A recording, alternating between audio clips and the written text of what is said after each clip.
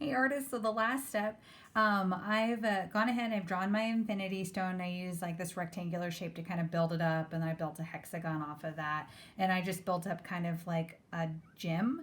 I used green, blue green, and yellow green as my analogous color set to fill it in.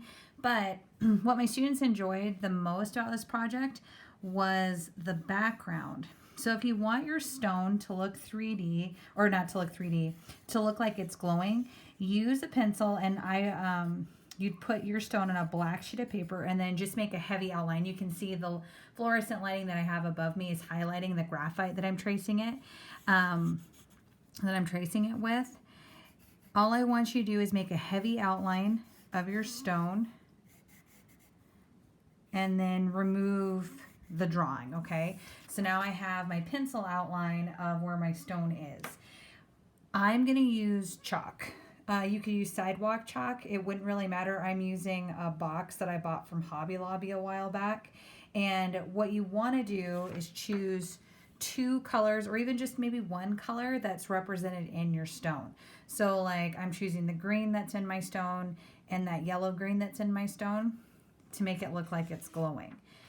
What you're going to do is a heavy outline. So you're just going to take the chalk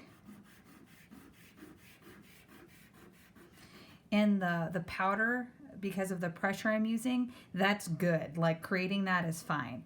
Then maybe I alternate.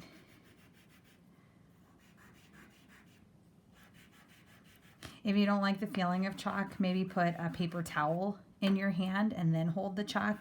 I had a student a while back when I first started teaching. She hated the feeling of chalk, so we always have to get her a paper towel to hold it.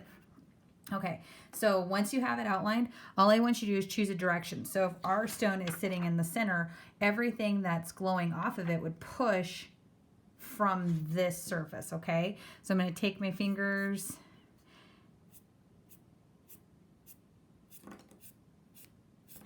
and all I'm doing is pressing my finger on the line and then pushing it off. And if my colors mix, that's perfectly fine, because I mean, like, it's all radiating off the same stone.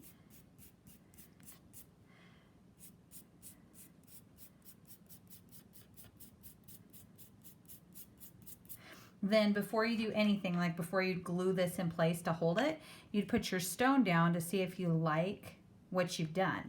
And if you think that you need more color, you could go in. Or if you think you're like, oh, I don't know if I like that, you know, it's like, I want to see what it would look like if I had just maybe done all green. Then I'm going to go back in, maybe add some dark green to those areas that I have pre-existing, like that yellow green.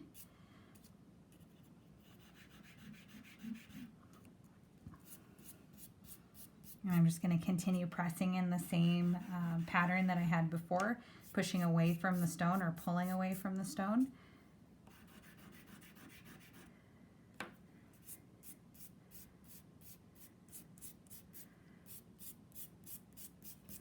And then I put my stone back and I see if I like what I have.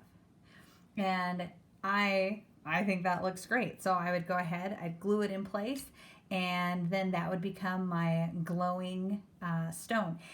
All I want you to think about is once you've completed this, you chose colors for a specific reason. So decide, what is the stone? What power does it possess? And what would that power look like? Think back to the color meanings. And since I chose green as my dominant color, I would take a look at those meanings and then kind of derive my meaning for my stone from that. Good luck and have fun.